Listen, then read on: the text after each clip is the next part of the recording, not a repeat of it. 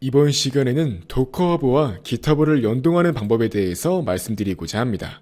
도커허브와 깃허브를 서로 연동하면 깃허브의 특정한 프로젝트에 있는 이 도커 파일을 도커허브 측에서 자동으로 빌드를 수행해준다는 특징이 있습니다. 이는 매우 강력한 기능이에요. 우리가 그냥 소스 코드를 수정해서 깃허브에 업로드만 하면 자동으로 도커허브에서 그것을 감지해서 이 도커 파일을 이용해서 다시 빌드를 수행해 주기 때문에 우리는 매우 쉽게 도커 이미지를 바로 컨테이너로 띄울 수 있게 된다는 겁니다. 따라서 바로 한번 이번 시간에는 도커허브와 깃허브를 연동하는 실습을 해보기 위해서 도커허브에 들어가서 도커허브 계정이 없으신 분들은 회원가입을 해주시고 로그인을 진행해 주시고요. 기존에 도커허브에 가입이 되어 있으신 분들은 로그인을 그냥 진행해 주시면 되는 겁니다. 자, 저는 이와 같이 도커허브에 가입을 해 보았고요. 이번 시간 실습을 위해서 하나의 리포지터리를 만들어 줄 수 있도록 하겠습니다.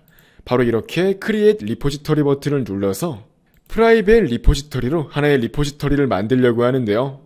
계정당 하나씩만 가질 수 있다고 하네요. 그렇기 때문에 저는 기존에 존재하던 이 도커 php라는 프라이빗 리포지터리를 제거할 수 있도록 하겠습니다.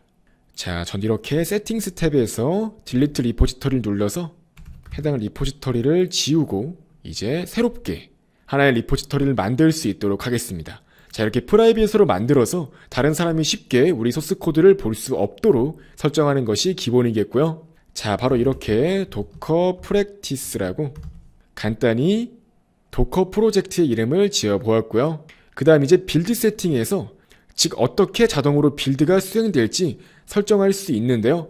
따라서 이렇게 빌드 세팅스에서 깃허브를 눌러서 연동을 진행하시면 됩니다. 처음 연동할 때는 깃허브 계정에 로그인한 상태에서 연동을 하라고 별도의 인증창에 나올 수 있는데요. 이제 그러한 인증을 그대로 진행해 주시면 되고요. 아무튼 결과적으로 이렇게 깃허브와 연동이 된 계정에서는 바로 이와 같이 우리의 도커 프로젝트를 선택해서 우리의 깃 프로젝트와 이 도커 허브를 서로 연동할 수가 있는 겁니다. 자, 바로 이렇게 Create and Build 버튼을 눌러서 우리의 도커 허브 리포지터리를 만듦과 동시에 바로 도커 파일을 빌드할 수 있도록 설정을 할게요. 다시 말해서 도커 허브 측에서 자동으로 이 도커 파일을 빌드해준다는 매우 강력한 장점이 있는 겁니다. 자, 실제로 이렇게 해당 도커 허브 리포지터리가 생성된 걸 확인할 수 있고요. 자, 이렇게 빌드가 현재 진행 중인 걸 확인할 수 있습니다.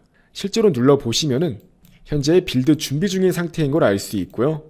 이렇게 빌드가 진행됨에 따라서 오류 메시지 또한 여기에 다 출력이 되기 때문에 도커 파일을 잘못 작성했을 때에도 관련 오류가 어떻게 출력이 되었는지 등을 바로 여기에서 확인할 수 있다는 매우 강력한 장점이 있습니다.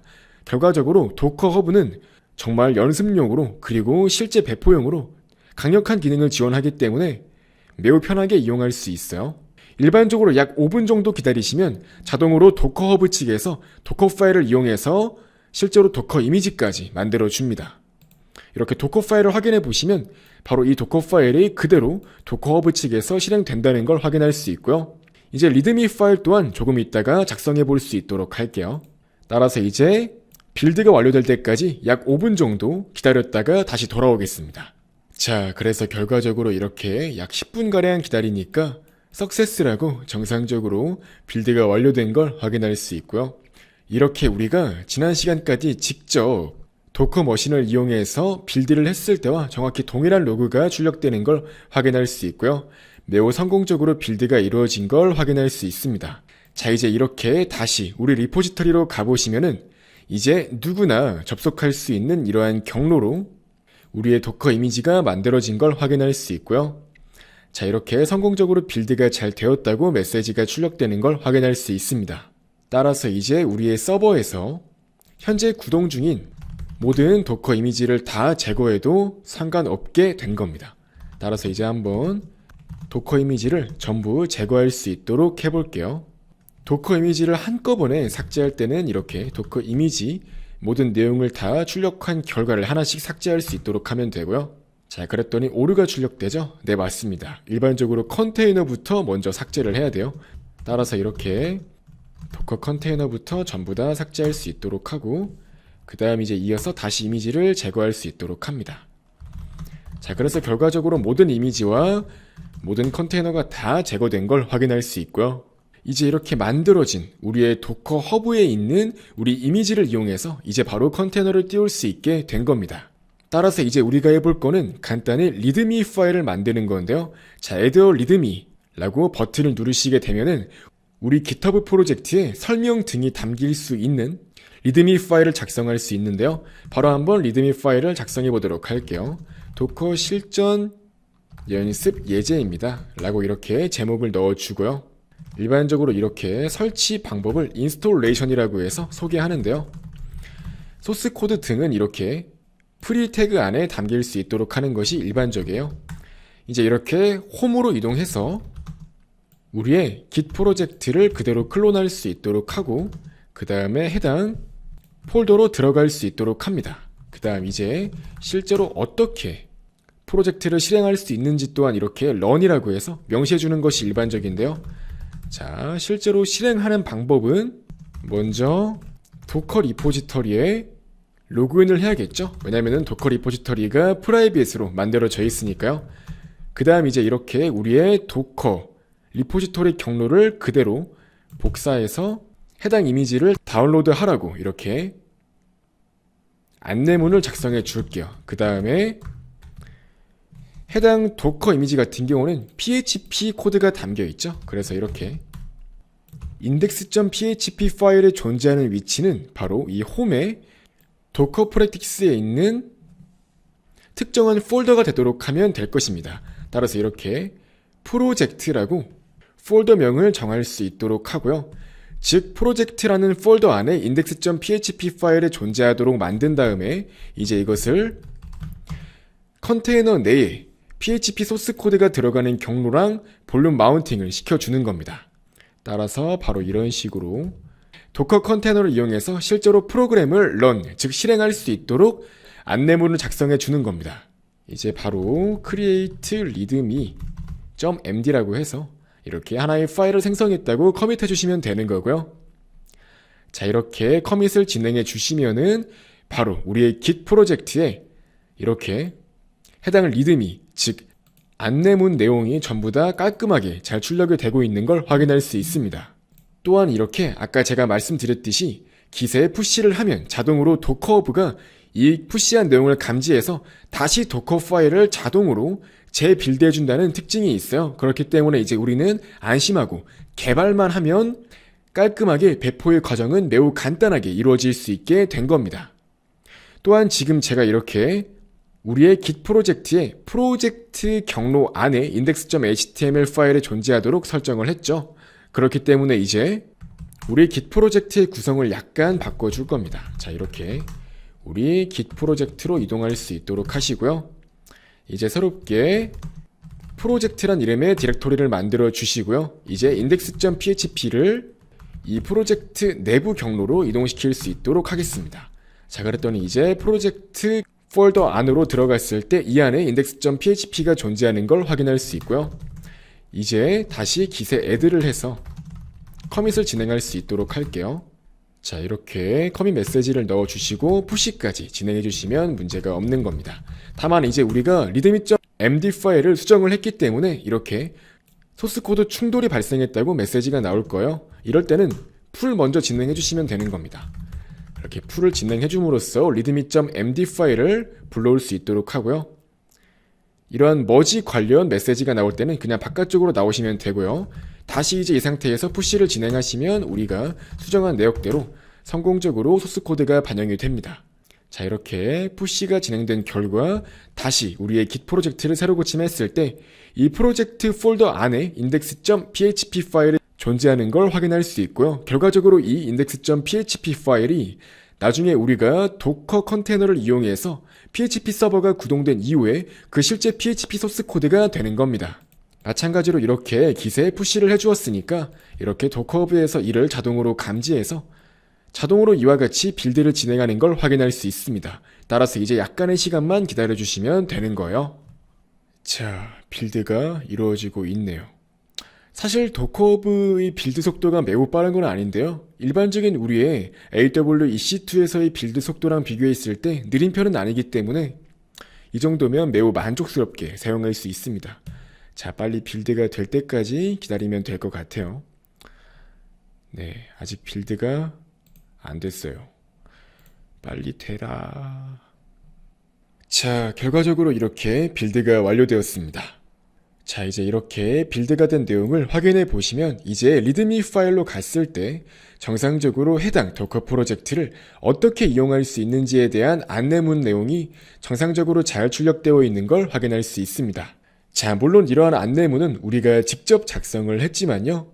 자, 이번에는 이 프로젝트를 그냥 사용하는 사용자 입장에서 해당 안내문을 읽고 이 도커 프로젝트를 설치해서 구동을 했다고 가정을 하고 한번 이 안내문을 따라 실행해 보도록 할게요. 자, 안내문 내용을 하나씩 읽으면서 확인해 봅시다. 자, 기본적으로 현재 도커 이미지, 그 다음에 도커 컨테이너까지 전부 다 비어있는 걸 확인하시고요. 그 다음에 우리의 git 프로젝트 또한 제거할 수 있도록 하겠습니다. 자, 이렇게 git 프로젝트까지 제거를 해주었고요. 이제 한번 안내문에 따라서 그대로 설치와 실행을 진행해 볼게요. 그대로 코드를 복사해서 그냥 붙여넣기 하면 되겠죠? 자, 이렇게 GitHub 계정을 입력해서 로그인까지 진행할 수 있도록 하면 되고요. 저는 비밀번호를 틀려서 다시 이렇게 로그인을 할게요. 자, 이렇게 마지막 명령어까지 다 정상적으로 수행해 줄 수 있도록 하겠습니다. 자, 이렇게 잘 수행이 됐고요.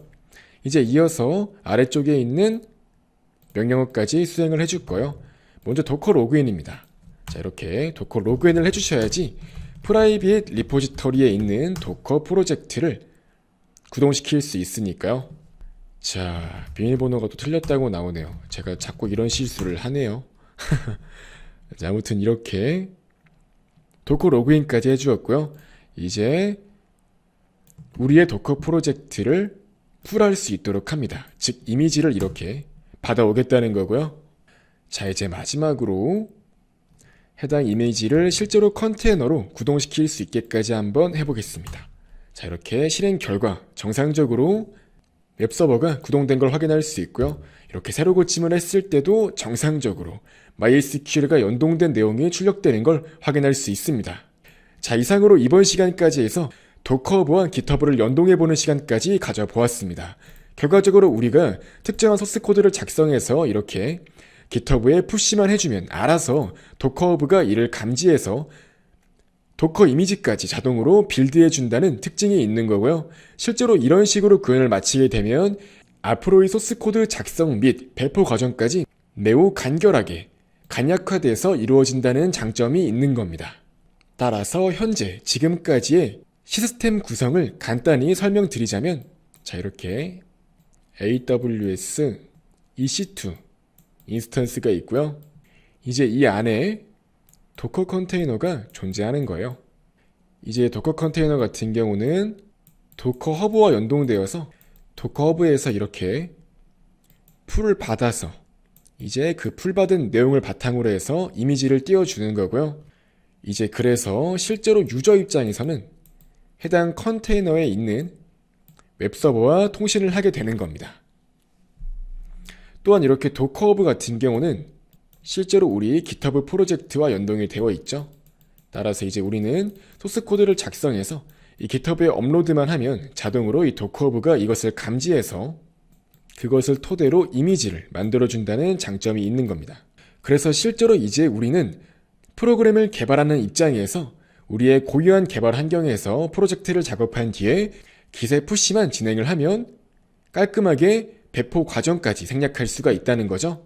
다시 말해서 이제 우리와 같은 개발자 입장에서는 여기다가 푸시만 진행을 해주면 해당 소스 코드가 자동으로 도커허브에 의해서 이미지 형태로 배포까지 이루어진다는 거고요.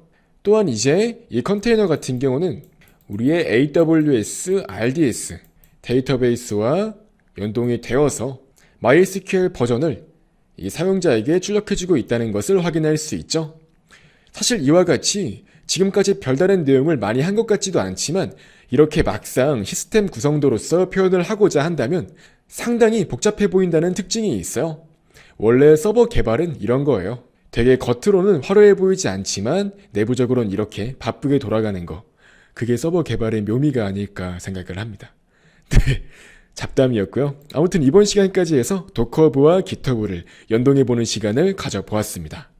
그 다음에 리드미 파일을 작성해서 실제로 사용자 입장에서 우리의 프로젝트를 어떻게 사용할 수 있는지에 대해서도 명시를 해보았고요.